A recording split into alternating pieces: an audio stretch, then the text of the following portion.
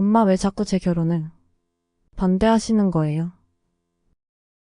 전 정말 형국 오빠랑 결혼하고 싶어요. 희영아, 넌 내가 본 것만 보는 거야.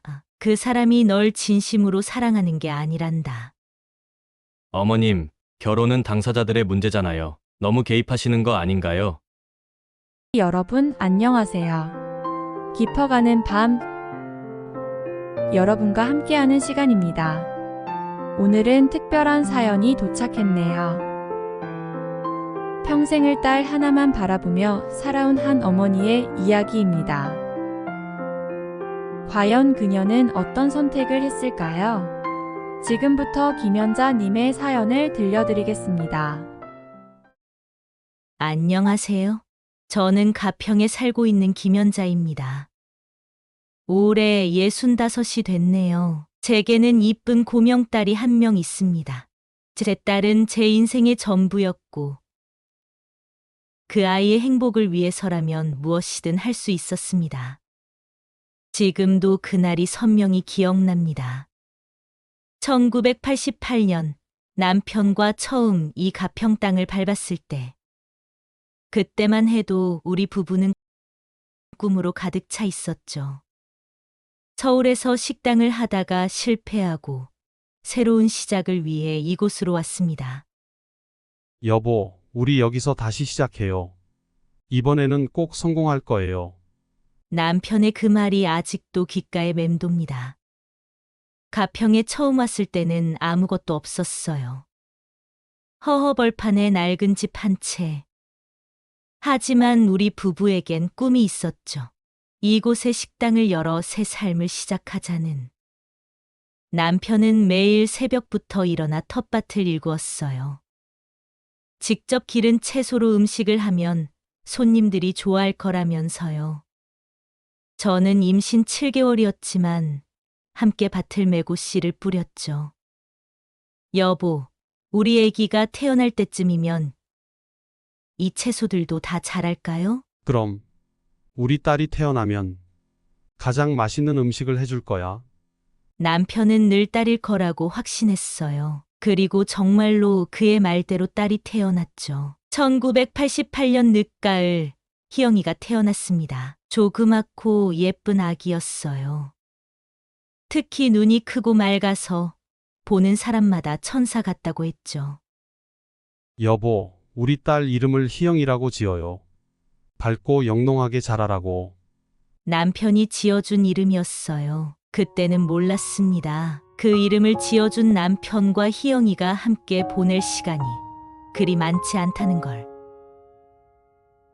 희영이가 태어난 지 100일이 갓 지났을 때였어요. 남편이 식당 물품을 사러 서울에 갔다가 교통사고를 당했다는 연락을 받았습니다.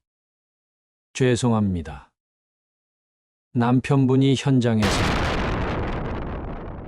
그 말을 듣는 순간 세상이 무너지는 것 같았어요. 품에 안긴 희영이가 울음을 터뜨렸지만 저는 울지도 못했습니다. 장례를 치르고 나니 남은 건 빚뿐이었어요. 식당 공사비로 빌린 돈, 주방 기구 값. 게다가 이제 막 100일 된 아기까지. 하지만 무너질 시간이 없었습니다. 희영이를 위해서라도 강해져야 했으니까요. 결국 남편이 못다 이룬 꿈을 제가 이어받기로 했어요. 텃밭은 그대로 두고 작은 백반집을 열었습니다. 새벽 4시면 일어나 반찬을 하고 아기 희영이는 주방 한켠에 눕혀두고 일했죠. 울면 안아주면서 손님 음식도 하면서 주방 한편에 남편 사진을 놓아두고 매일 이야기했어요. 여보, 내가 잘하고 있나요? 우리 희영이 보고 있죠? 희영이는 남다르게 철이 일찍 들었어요. 5살 때부터 제가 바쁘면 혼자 숙제도 하고 손님들 심부름도 척척. 엄마, 나 혼자서도 잘할 수 있어요. 엄마는 일하세요. 그 말을 들을 때마다 가슴이 미어졌습니다. 어린아이가 벌써부터 엄마의 짐을 덜어주려 하다니. 희영이는 공부도 잘했어요. 늘 반에서 1등을 놓치지 않았죠.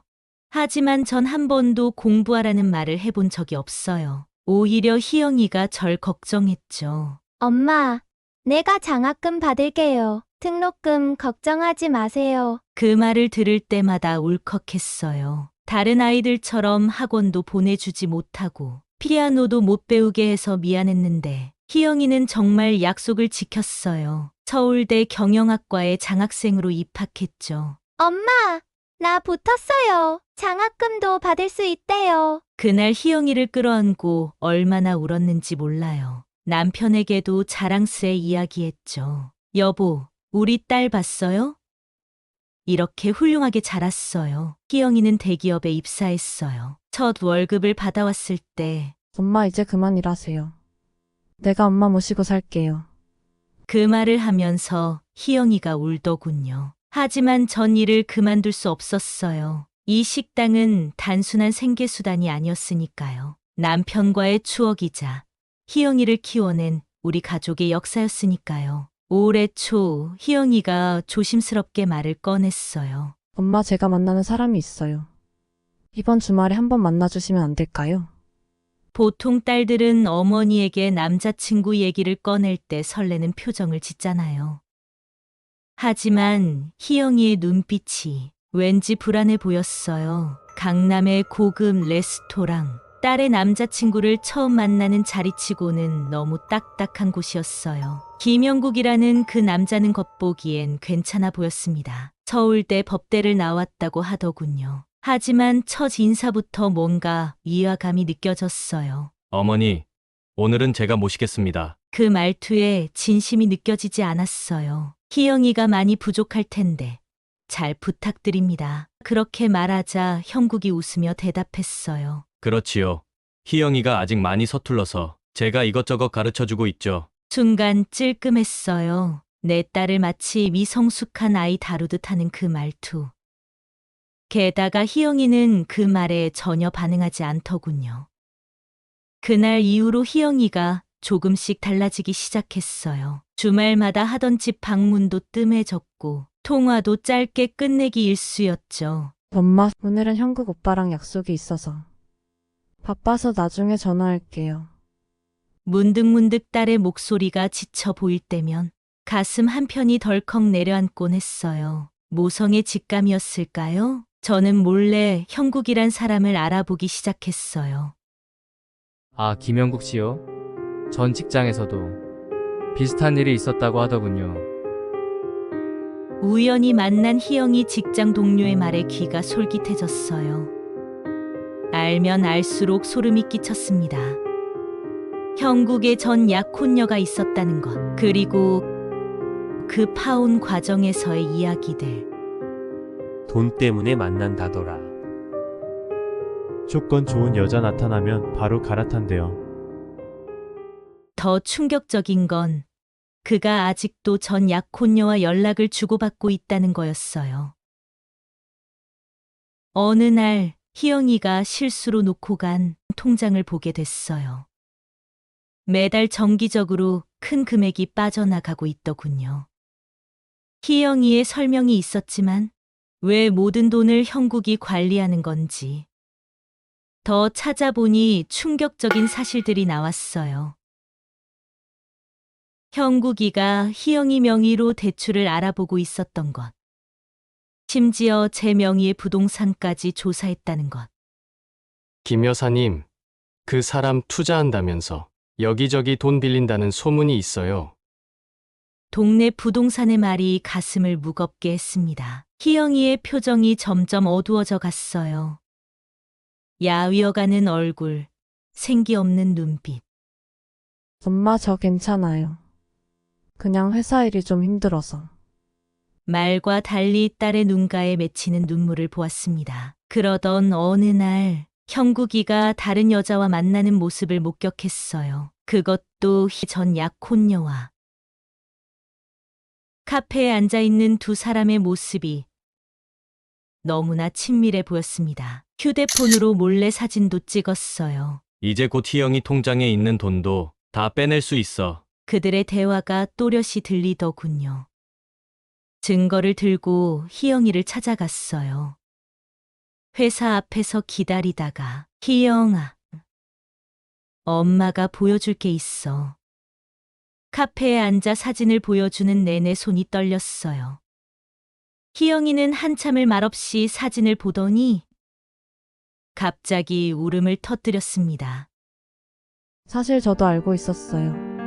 희영이의 고백이 시작됐어요. 형국이 그동안 얼마나 강압적이었는지, 희영이의 월급을 어떻게 통제했는지, 심지어 친구들과의 만남도 제한했다는 걸. 근데 엄마, 전 이미 늦었나 봐요.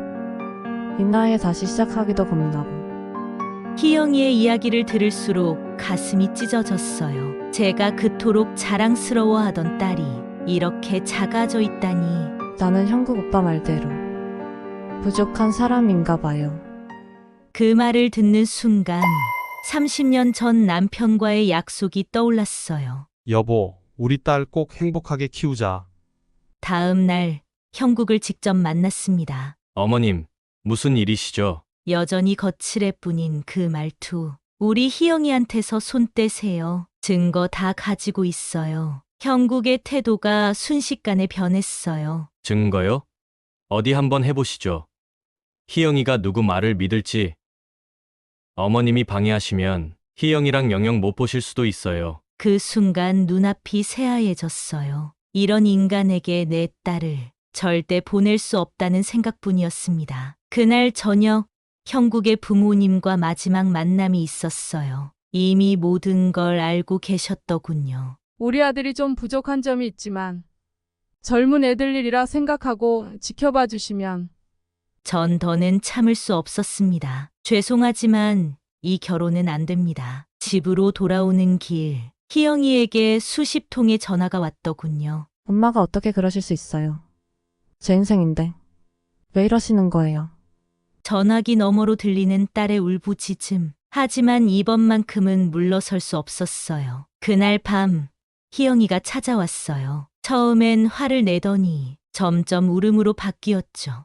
엄마, 저 너무 무서웠어요. 근데 제가 다 자초한 거잖아요. 이제 와서. 어떡해. 그날부터 희영이는 다시 집에서 지내기 시작했어요. 마치 어릴 때로 돌아간 것처럼. 엄마, 미안해요. 우리 딸, 엄마가 지켜줄게. 매일 밤 안아주며 달래주었어요. 깊은 상처를 치유하는 시간이 필요했으니까요. 석 달이 지난 지금, 희영이는 조금씩 예전의 모습을 되찾아가고 있어요. 회사도 다시 다니기 시작했고, 친구들도 다시 만나고, 엄마, 이제 알겠어요. 진짜 사랑은 구속이 아니란 걸. 희영이의 회복은 천천히 진행됐어요. 처음엔 작은 변화부터 시작했죠. 엄마, 오늘은 제가 장 보러 갈게요. 엄마, 우리 같이 산책할까요? 한 걸음, 한 걸음, 마치 아기가 걸음마를 배우듯 희영이는 다시 일어서기 시작했습니다. 하지만 쉽지만은 않았어요. 갑자기 형국이 연락해 올까봐 휴대폰만 울려도 놀라곤 했죠. 엄마, 자꾸 악몽을 꿔요.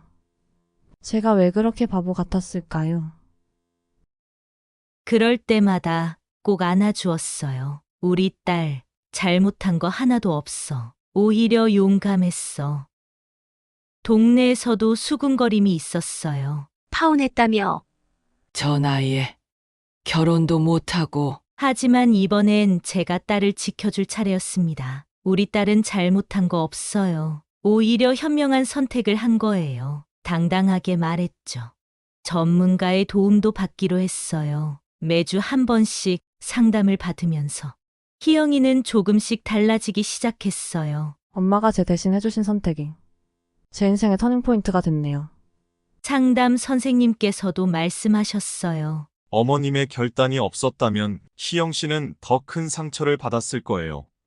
그러던 어느 날이었어요. 시장에서 형국의 전 약혼녀를 만났습니다. 아주머니, 저도 그때 용기를 내서 도망쳤어야 했는데. 그녀의 눈에도 눈물이 고였어요. 형국은 그녀에게도 비슷한 상처를 남겼더군요. 6개월이 지난 어느 날, 희영이가 처음으로 화장을 하고 나갔어요. 그 모습을 보는데 눈물이 났어요. 드디어 우리 딸이 돌아온 거죠. 희영이는 등산을 시작했어요. 주말마다 산에 오르면서 자신을 되찾아가더군요. 엄마, 제가 이렇게 강한 줄 몰랐어요. 정상에 올라가면 마치 제가 세상을 다 가진 것 같아요. 이제는 매일 저녁 함께 시간을 보내요. 저는 장사를 일찍 마치고 희영이는 회사가 끝나면 곧장 집으로 와요. 엄마, 우리 오늘은 같이 요리할까요? 그래, 우리 딸이 좋아하는 김치찌개 끓여줄게. 이런 평범한 일상이 얼마나 소중한지 이제야 깨닫습니다. 어젯밤 희영이가 문득 말했어요. 엄마, 그때 제가 얼마나 어리석었는지. 정말 다행이에요. 엄마가 아니었다면 전 아마도 평생 그렇게 살았을 거예요. 우리 딸, 이제 알았구나. 진짜 사랑은 서로를 자유롭게 하는 거라는 걸. 이제 희영이의 웃음소리가 다시 집안에 가득합니다. 새로운 시작을 준비하는 딸을 보며 문득 남편 생각이 났어요. 여보, 보고 계시죠? 우리 딸, 이제 정말 행복해질 거예요. 희영이가 등산 동호회에서 새로운 인연을 만났어요. 같은 회사 다른 부서의 과장이라고 하더군요. 처음 그 소식을 들었을 때는 가슴이 철렁했습니다. 혹시 또 그런 일이 하는 걱정이 앞섰거든요. 하지만 이번에는 달랐어요. 희영이가 그 사람 이야기를 할 때의 눈빛이 예전과는 전혀 달랐습니다. 엄마, 이번에는 제가 천천히 알아갈 거예요. 서두르지 않고 그 사람의 진짜 모습을 보면서. 그 말을 듣는데 코끝이 찡해졌어요. 우리 딸이 이렇게 성장했구나. 이번에는 희영이가 먼저 신중하게 알아보더군요. 그 사람의 가족 관계부터 시작해서. 엄마, 민수 씨는 달라요. 주변 동료들한테 물어봐도 다들 좋은 말만 해요. 특히 후배들이 정말 따른대요. 6개월이 지나서야 처음 그 사람을 소개받았어요. 이번에는 강남 레스토랑이 아닌 우리 식당에서 만났죠. 어머님, 제가 희영 씨한테 많이 배워요. 특히 업무적으로도. 겸손하면서도 진심이 담긴 말투. 첫 인상부터 달랐어요. 민수라는 그 사람. 참 따뜻한 눈빛을 가진 사람이더군요. 희영이가 야근할 때면 따뜻한 차를 타주고 회식 자리에서는 희영이의 의견을 먼저 물어보고 작은 배려들이 보이더라고요. 어느 날 일부러 늦은 시간에 전화를 했어요. 우리 딸이 아픈데 우리 희영이 좀 데려다 줄 수 있나요? 그랬더니 어머님, 제가 가는 길에 약국에도 들를게요. 혹시 필요한 약이 있으실까요? 그 순간 알았어요. 이 사람은 다르구나.